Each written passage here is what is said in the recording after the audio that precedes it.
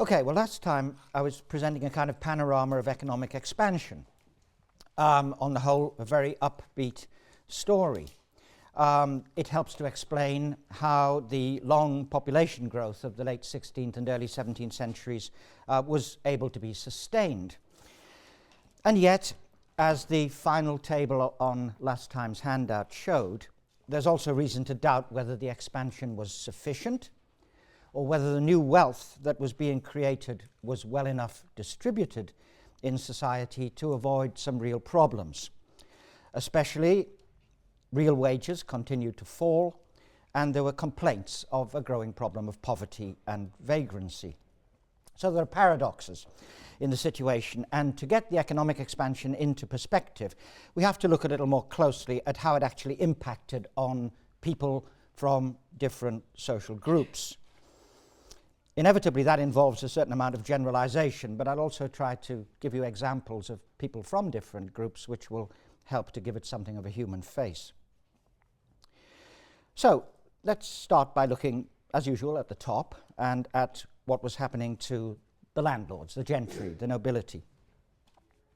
It's really one of the striking features of English society in this period that many of the nobility and gentry identified themselves very closely with economic innovations. Their imperative was to maintain and, if possible, expand their estate incomes, and in doing so they became very deeply involved in the commercial restructuring of the country's economy. That's rather unusual for a traditional ruling class. On the whole, such people tend to rely more upon their social privileges than upon trying to improve their competitiveness. But certainly the gentry and the aristocracy, or many of them, did make real efforts of that kind.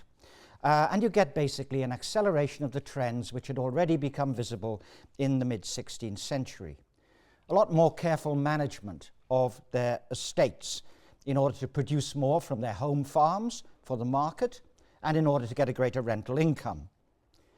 That often involved extending the use of leasehold tenure of land just like a modern lease, and wiping away the old, rather inflexible customary tenures so that they had a more flexible management of their rental income.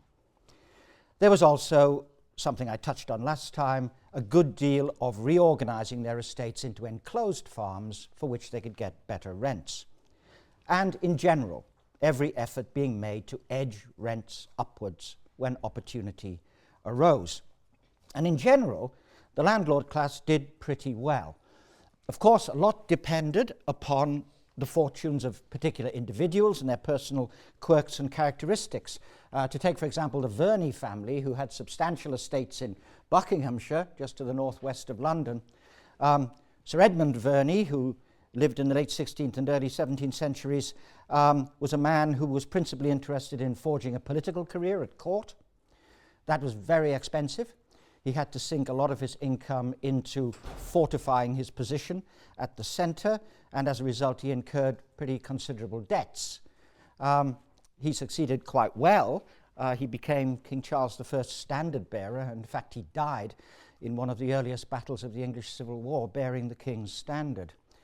But his son, Sir Ralph, was of a rather different nature. He actually took a different side in the English Civil War. And when the war was over, he devoted himself assiduously to restoring and improving the rather depleted inheritance he'd received from his father. Involved in all the kinds of measures of estate management that I've briefly mentioned. Indeed, Sir Ralph was so keen to rebuild the family's fortunes that when his first wife died, he remained celibate. He didn't remarry. He didn't want any more children. He didn't want the risk of the estate having to be divided amongst more children, since he already had a number who had survived infancy. So, different personalities, different outcomes, but all part of the same process. In general, the income of the gentry and the nobility was expanding. And much of it was spent not only upon extending and improving their estates, but upon various kinds of conspicuous consumption. It's a great age for the rebuilding of the manor houses of the gentry. Many of the lovely country houses which still survive were built in this period or rebuilt, as well as some of the great prodigy houses of the age, the great mansions, Burghley House near Stamford, which is up here in East Anglia, or Kirkby Hall in Northamptonshire is another very good example. That's over here, of a splendid mansion from this period which survives. They went in for more elaborate furnishing and lifestyles. And in addition, this was a period when many of the gentry and nobility, the wealthier ones, began to spend part of the year in London. It sees the beginnings of the development of what became known as the London season, the habit of spending the winter in town and being absent from their estates, which were run by stewards for long periods of the year. This resulted in something of an urbanization of gentry culture, something which has been recently very well studied by Julia Merritt in a book on the emerging West End of London, the elite aristocratic enclaves around the royal palaces. To give you an idea of the kind of proportion of these people who might be in town, in 1632, King Charles I, in the circumstances of a harvest emergency, ordered the gentry to return to their estates to keep order and to see to the needs of local people. He had to fine 250 members of the nobility and gentry who were resident in London and didn't go home when they were ordered to do so. Given that the great gentry and nobility numbered perhaps 2,000 families, that's a very significant proportion of them who were resident in London and were fined for failing to go home. Well, if this was a good time on the whole for landlords, if they used the opportunities sensibly, if we turn to their tenantry, to the yeoman and husbandman, one finds a more checkered picture. Opportunities to improve incomes were also common amongst the more substantial farmers. Those who had a big farm with a substantial surplus to market were actually very well placed to benefit from rising prices and for the growth of the market for their products, be it foodstuff or agricultural raw materials. Many of these yeomen were extremely commercially astute. A very good example is a man called Robert Loder, here's his name, whose farm accounts survive from the 1610s. He lived just to the west of London in the county of Berkshire. Robert Loder calculated every year exactly how much money he was making from different crops. He took decisions about how to vary his cropping pattern in accordance with price trends, especially the prices which he could get in London, and so forth. He even went so far at one point as to actually calculate the value of the dung that his pigeons deposited in his pigeon loft. He figured it out, what it was worth to him if he used it as fertilizer in his gardens. This is commercial rationality of a high order. He also calculated how much money his horses made for him over and above what he had to feed them. He then proceeded to do the same calculation for his servants. Well, Robert Loder had nothing to learn about economic rationality, and his basic attitudes are not untypical of this kind of substantial yeoman farmer. Many such people were willing to expand their operations if they got the opportunity. If land came available on the local land market, they would snap it up. They were able to pay higher rents. They were in an excellent competitive position. And as a result, you get a general shift in lowland England towards the building up of larger farms. In the county of Essex, for example, here to the east of London, which is very commercially oriented, by the early 17th century, 9% approximately of the tenants held 61% of the land, built up in these large yeoman holdings. And there's abundant evidence of the prosperity of the yeomanry. It was a great age for them. This period has been described by historians of housing as the age of the great rebuilding. And by that they mean not only the houses of the gentry, which I've already mentioned, but the houses of the yeomanry. It was a period when many of the farmhouses inherited from the late medieval period were being remodeled. It was very common, for example, they tended in the late medieval period to be what was known as a hall house, which was basically one large room with some partitions and a fireplace, the smoke from which would just be emitted through a hole in the roof. This is a period when you see people building great central chimney stacks so that they could have fireplaces and get rid of the smoke, making the whole of the interior more comfortable. They tended to divide off the top of the house and to make separate private chambers above, and frequently they would add staircases, of course, to get up there.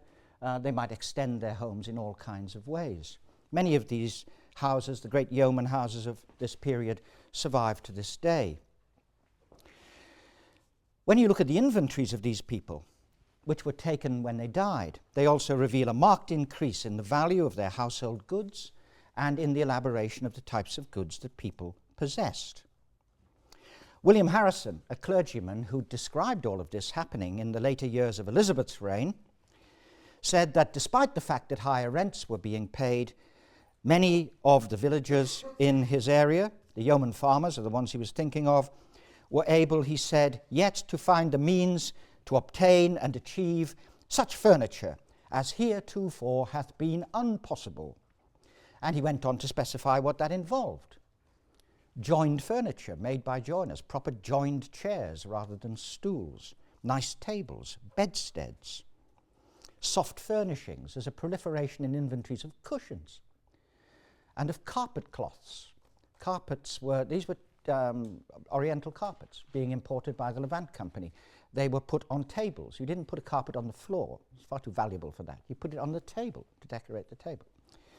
Some representations of interior scenes in this period show that, the carpet across the table. And you find them also having more elaborate tableware and more elaborate kitchenware, all sorts of odd products turning up in their inventories. Apple toasters, for example. An apple toaster, something Crate and Barrel perhaps should try to imitate, to hold in the fire with an apple in it, and so on. All kinds of things. It's been described by one historian of material culture as a new household culture with much greater comfort, much greater convenience being enjoyed by these people. They could also put their money into other things, bigger dowries for their daughters so they could marry well. A study of Kent shows that in the reign of Elizabeth, the dowries being paid by yeomen with their daughters rose sixfold in the course of her reign. And they could also spend the money to have their sons apprenticed into trade, into professions, sent to school, in some cases even to the universities, something that I'll return to on another occasion. Well, the yeomanry were the big fish of village society. Things were a little more difficult for the little minnows, the smaller guys, the family farming husbandmen. Some of them did fine. If they lived near a city, they might have good marketing opportunities. They could specialize in producing fruit or market gardening or dairying and could do pretty well. You also get a lot of husbandmen diversifying their activities into part-time industrial activity. Over in the West Midlands, in the metalworking districts, the inventories of scythe makers, for example, can be quite interesting, indicating that these people were engaged in farming, but also in producing scythe blades on the side. They had forges. Generally, they would work at that in the slack periods of the agricultural year. But for many of these small guys, the period was fraught with risk. The crucial issue was whether they could sustain their small farming economy under changing conditions. These were the people who would have most difficulty meeting higher rents. They might have a poor competitive position. One agricultural writer described them as weak and unstocked husbandmen. They lacked capital. They produced smaller crops. They made smaller profits. They had fewer livestock. They couldn't really seriously contemplate indulging in expensive or risky innovations. And they were also very vulnerable to temporary crises like those produced by bad harvests, which could wipe out their surplus and force them into debt. Some of these people became vulnerable and were driven to the wall, and their land was taken up by more ambitious neighbours. And in general, there's a diminution in the numbers of these small farmers. As the big farms are growing, many of the small ones are disappearing. A whittling away of small tenancies, which in turn made it rather difficult for the young to get onto the land, to establish a foothold. More of the young people from rural families, after their period as servants in the households of larger farmers, were more likely to spend their lives as agricultural wage labourers than getting land of their own. So the fortunes of different groups in rural society varied. They're broadly fairly clear. One can generalise with some confidence. In the towns, the picture's a little less clear. Clearly, there was a lot of commercial development and business opportunity. But this was a period when business was fraught with risk. Finding the capital to set up could be difficult. Keeping businesses going could be difficult in a period when cash flow could be hard to manage. People had to keep a good balance between their debts and credits. That could be very difficult. Accumulation of wealth was often very slow. And even the successful could be wiped out by temporary economic crises, by fraud, by fire. There's no fire insurance. By shipwreck. There's no marine insurance, and so forth. It was to try to counter some of these insecurities that some of the principal merchants of England's cities preferred, if possible, to be members of chartered trading companies. Those companies which had a monopoly of particular branches of trade, the ones I mentioned last time, and which laid down rules for the conduct of the trade, rules which were generally aimed at securing stable profits for all the members of the company and to restrict the numbers of people who were involved in particular trades. It's true that no trading monopoly could protect a merchant from shipwreck or piracy or the collapse of demand. But nonetheless, one can generalize to some degree about the way in which they fared. For some who were members of established companies, things could go pretty well. Take, for example, the Levant Company. The Levant Company traded to the Mediterranean, especially the Eastern Mediterranean. In 1570, it was founded. By the early 17th century, to become a member of the Levant Company meant laying down £200 to £300 as membership fee, quite a substantial sum of money. By the early 17th century also, this company has been described as, I'm quoting, a highly ramified network of interconnecting family relationships, the members of which were often related to one another and controlling a great share of the trade. One contemporary described them as born rich and adding wealth to wealth by trading in a beaten road to wealth. In 1627, there were only 24 men who controlled 54% of the Levant trade. So members of the great companies, having established the trade, could restrict it in various ways in order to ensure some stability in their trading lives. It was members of that company who were later to go on to found the East India Company. Well, in addition, though, there were certain additional opportunities. Another way to prosper, if you had the nerve and would take the risks, was to get involved in pioneering altogether new trades. And the most significant of those were the American trades. With the early establishment of colonies in America, the initial opportunities were not obviously good, and many members of established trading companies were reluctant to invest. That left the path open for those who were prepared to take the risks of involvement, and very often those who got involved in the American trades were men of lesser standing in the merchant community, smaller merchants, even shopkeepers, ship's captains, people like that who were willing to get involved. New men, you could say. They built up, as you know, a very substantial trade in the course of the early 17th century. To just give you an example of one of these people, a man called Maurice Thompson.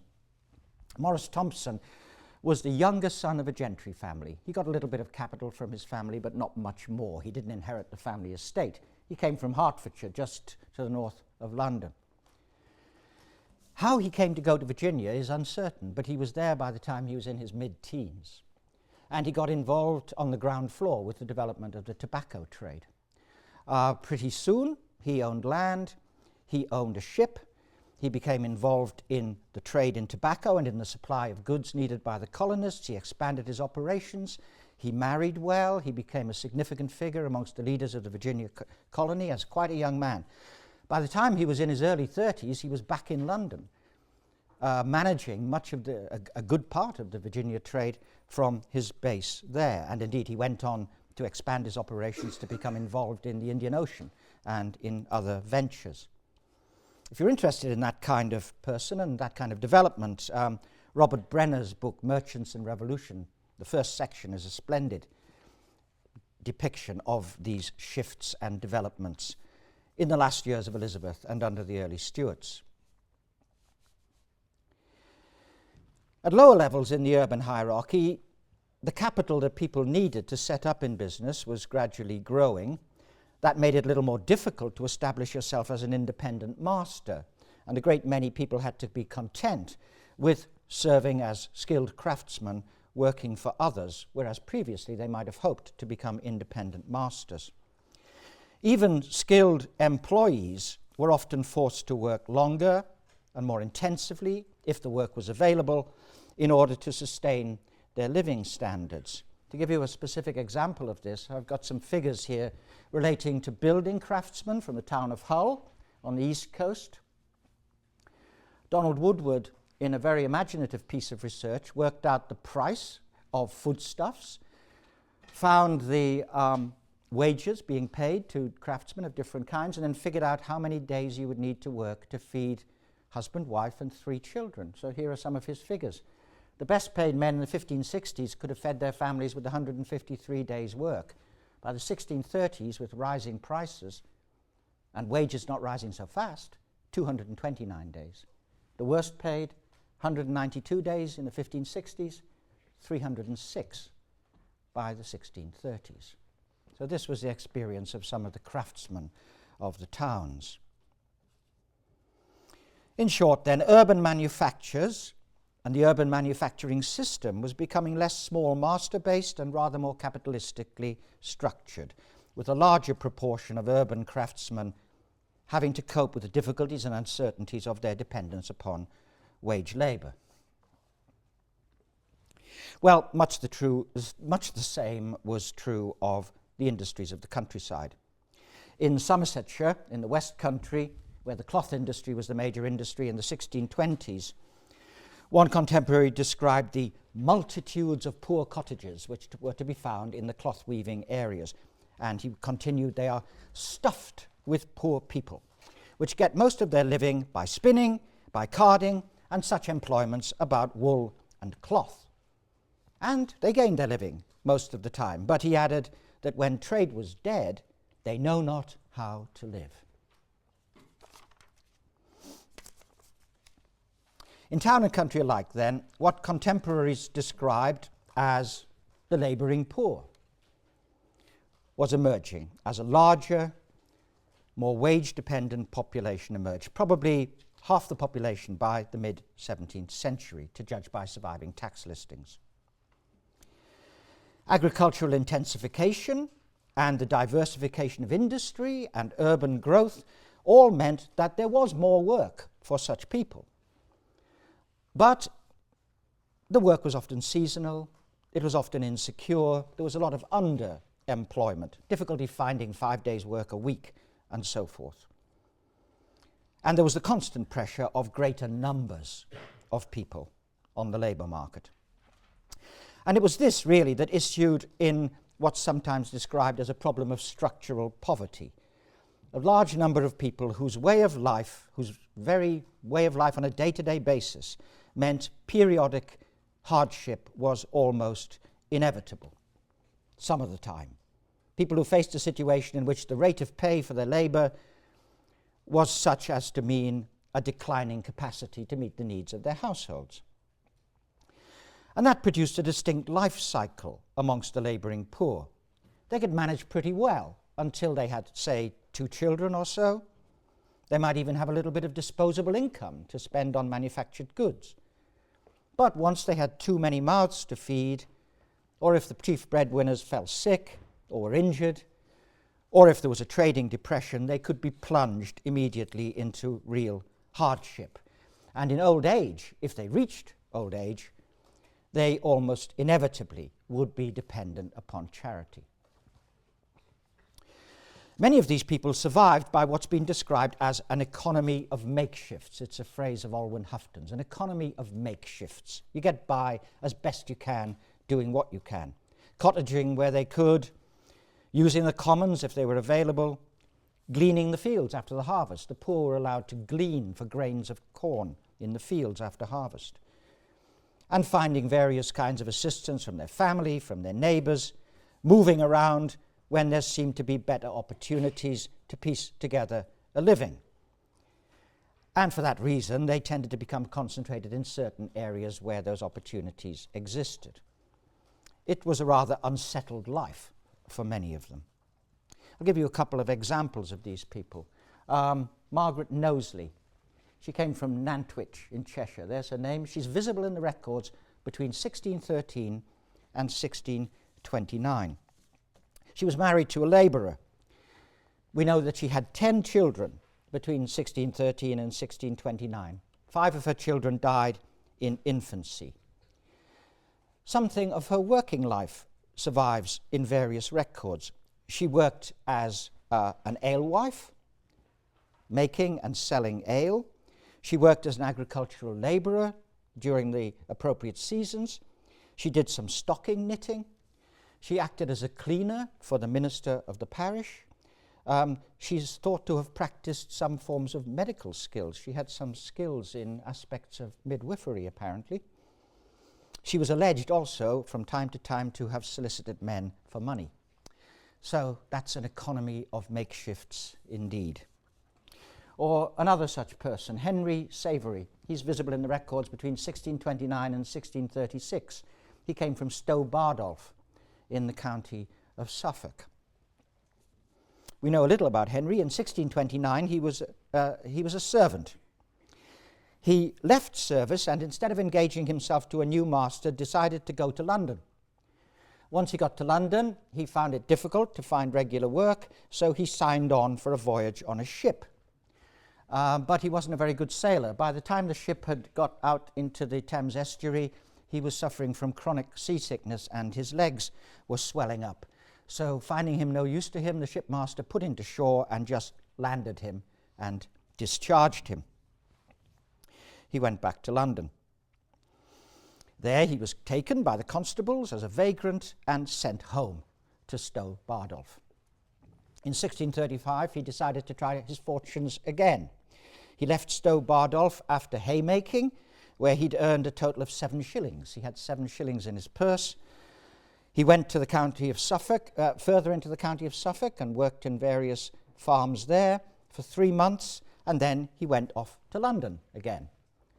Once again, he found it difficult to find regular work, so he began working up and down the country, as he described it. He got as far north as York, and then made his way back again.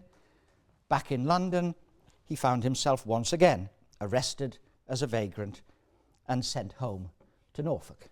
And there we lose track of Henry Savery. He vanishes from the records.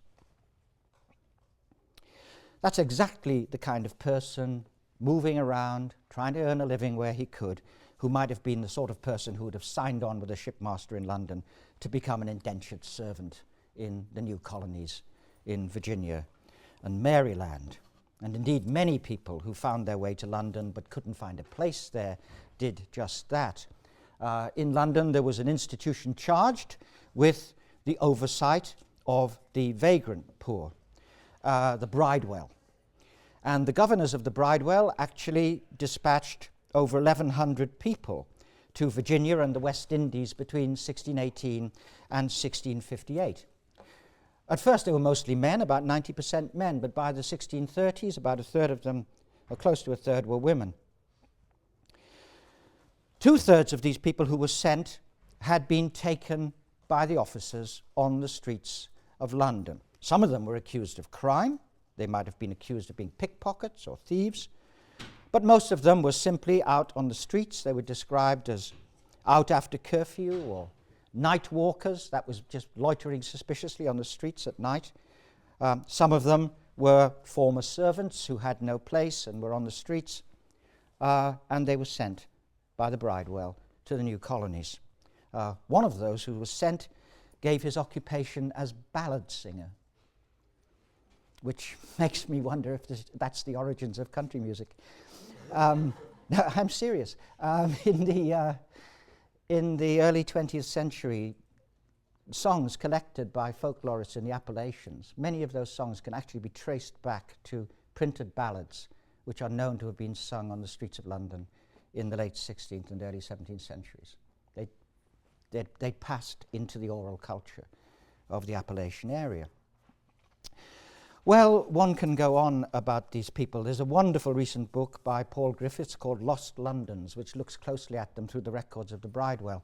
The Bridewell kept excellent records. They even kept physical descriptions of some of the people they dealt with so that they could identify them if they turned up again. And so we have descriptions of, their stature, slender, well-set, thick-set.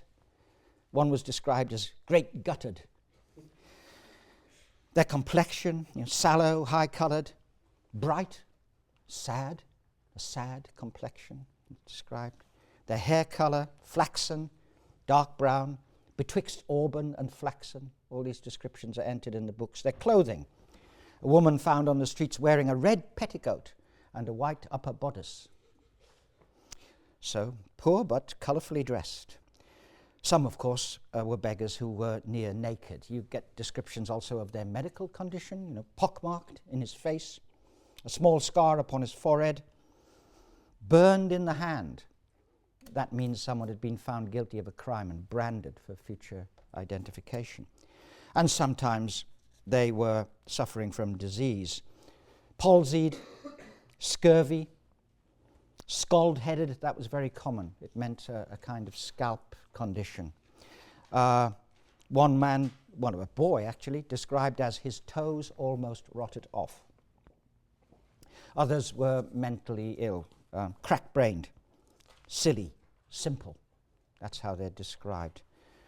One description that arrested me when reading this was a northern man by his speech, high-coloured, beard close cut, mingled with white hair, in a manner crazed.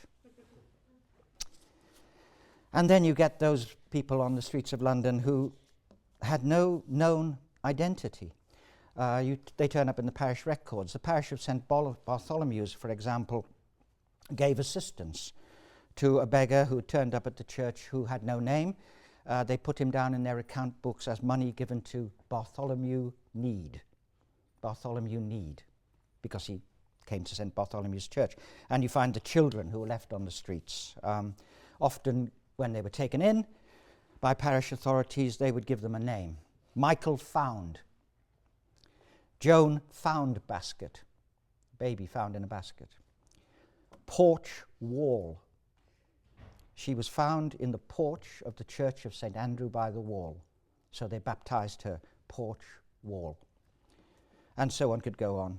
Joan Mad, or those who were sometimes buried in the parishes, found dead on the streets. John No Name, Jane Nobody.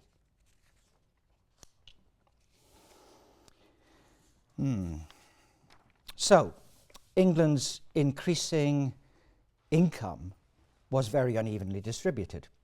It was an expanding economy, but one with an expanding problem of structural poverty. It was a commercializing society in which there were great opportunities, but many of those who had nothing to sell but their labor were in a poor competitive position and in an exceedingly risky environment. Of course, some aspects of those insecurity were perennial, but at times they could become particularly acute, and the times that stand out are the 1590s, which was a time when the harvest failed 4 years in a row, food prices rocketed, the weaknesses in the economy were revealed, and there was widespread misery. Indeed, in the years 1596 to 1598, there was actual famine in the most vulnerable areas, parts of the far north, northwest in particular, and parts of the far west. There's evidence of actual death from starvation. The 1620s was another decade when there were bad harvests, combined in this case with an industrial depression, War in Europe had dislocated the markets for some of the goods that England exported, leading to industrial depression. There was widespread unemployment and poverty in many of the weaving areas. And again, some sinister evidence of actual famine in some of the most exposed areas. These were the hardest years. Really acute crises of that kind, of course, were exceptional, but they reveal the weaknesses within society as a whole. So, how to conceptualize all of this? Very often historians talk about these decades, these generations at the turn of the 16th and early 17th centuries as witnessing a process of social polarization. And there's some obvious truth in that. There's a real divergence going on in living standards and in life chances in a more competitive, commercialized economy. But it's also in some ways more complex than simply the notion of polarization. In many ways, the social structure was re-articulating into a sort of three-part form. There were greater opportunities, on the one hand, to acquire and to consolidate wealth. There was a greater population of labouring poor, on the other hand, both of which we've looked at. But there was also the elaboration of what contemporaries were beginning to describe as the middle sort of people, between the gentry and the poor. Successful manufacturers and tradesmen, substantial yeoman farmers, increasing numbers of people involved in professions like the law and medicine and the offering of services of other kinds, surveyors, clerks, land agents, and so forth. So it all depends on how one looks at it. You can focus your attention upon the real polarization. You can also take account of these middling groups who are doing quite well. But whichever way one looks at it, it's clear that the old medieval conception of a society simply describable in terms of three estates had gradually decomposed under the pressure of economic and social change, and society was gradually recomposing itself, adopting a new shape under the pressure of various economic fields of force. And that transition involved not only shifts in the structure of society, but also shifts in people's attitudes and values. By the early 17th century, decades of cumulative economic and social change meant that economic relationships and forms of behavior which had previously appeared new and rather threatening were becoming more normalized, more taken for granted. And some traditional values were losing some of their older moral force. And you can see that in various ways. But a good example is to look very briefly at the problem of enclosure, the classic issue of great symbolic significance in agrarian society. As you know, in the mid-16th century, enclosure had been demonized as something which was damaging to the well-being of the ploughman, to the strength of the nation, destructive of households and of the commonwealth. And throughout the later 16th and early 17th centuries, actual enclosure schemes were very often opposed by coalitions of tenants and commoners who tried to defend their customary ways against the initiatives of landlords and others. And we'll look at that again when I look at popular protest. But meanwhile, the debate over enclosure was gradually shifting. You get that shift reflected in Parliament in 1601. There was a debate on the enclosure laws and whether or not to repeal them. Sir Robert Cecil, son of William Cecil, Elizabeth's chief minister, speaking on behalf of the Privy Council, said, "I think that whosoever doth not maintain the plough destroyeth this kingdom." Very much the traditional attitude towards enclosure. He was opposed by Sir Walter Raleigh, yes, the Sir Walter Raleigh, who said he agreed that there was a situation which must be faced regarding agricultural change, but he argued that there were lots of countries in Europe which could produce corn cheaper than England could, and therefore it should be imported, rather than insisting upon maintaining land under the plough. He argued that every man should use his land to its best advantage and should be at liberty to do so. Leave every man free, he said, to pursue his economic interests. So we have the voice of economic individualism opposing Cecil. Debates like that in Parliament reveal a gradual process of transition in attitudes, tensions and shifts between older and newer attitudes. And that tension was resolved in various ways, sometimes by authoritative adjudication, by government decisions in Parliament or the Privy Council, often by sheer expediency, by people gradually adjusting themselves voluntarily or reluctantly to the demands of a changing world. In the case of enclosure, gradually most of the gentry and many leading tenant farmers came to accept its desirability, and the laws against it were in fact repealed in 1624, leaving people free to use their land as they saw best, as Raleigh had argued. Well, the attempts to stabilize and channel change by the use of the law gave way gradually to attempts simply to alleviate the worst manifestations of change where it had led to major social distress. And the greatest monument to efforts of that kind were the Poor Laws. The crisis years of the 1590s led to the overhaul and consolidation and extension by Parliament of earlier measures which had been taken in poor relief, resulting in great consolidated statutes of 1598 and 1601. Under those statutes, a full national system of poor relief was created, based upon compulsory local taxation at the level of the parish, administered by officers to be appointed in every parish. Under the laws, vagrants were to be punished and restrained. Those who were deemed the impotent poor, the aged, the sick, the orphaned, were to be relieved by being paid weekly pensions in their parishes. And finally, the labouring poor, those who could get by most of the time but needed occasional relief, were to be periodically relieved by the parish to enable their families to get through hard times, and where possible, work was to be created for them. So what you have in the Poor Laws is a mixture of charity and discipline.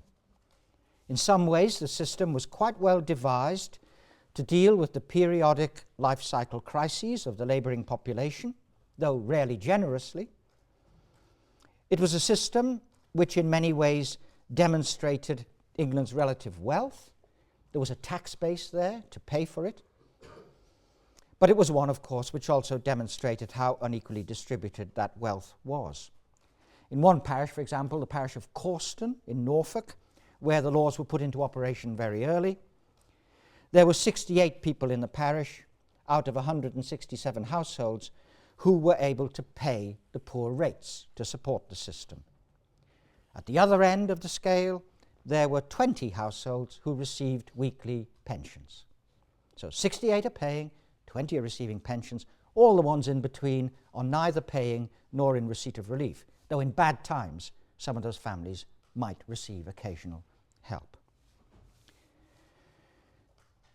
So, the Poor Laws, in a way, are both a response to and enshrine some of the changes which had taken place in society at the local level. I've surveyed then a process of redistribution of wealth in a changing economic environment. Economic development had enabled the population of England to grow faster, for longer, than was usually the case in other European countries at this time. But the benefits of economic growth were poorly distributed, and that showed.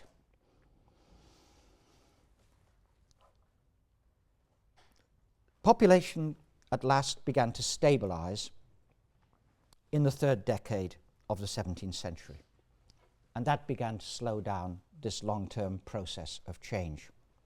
The reasons for that stabilization were partly shifts in mortality.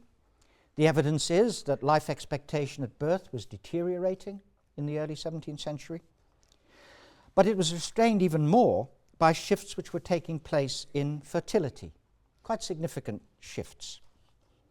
In the early 17th century, the rates of fertility that can be calculated from the parish registers of parishes show that marital fertility was falling quite sharply. That was produced in part by a rising age at marriage. People were marrying later and having fewer children. But it was also produced by a larger proportion of the population never marrying at all. It was startling when historical demographers discovered that of the people who were coming up to marriageable age from the 1620s through to the 1650s, people who'd been born around 1600 to 1610 or thereabouts, as many as 20% or sometimes even more never married.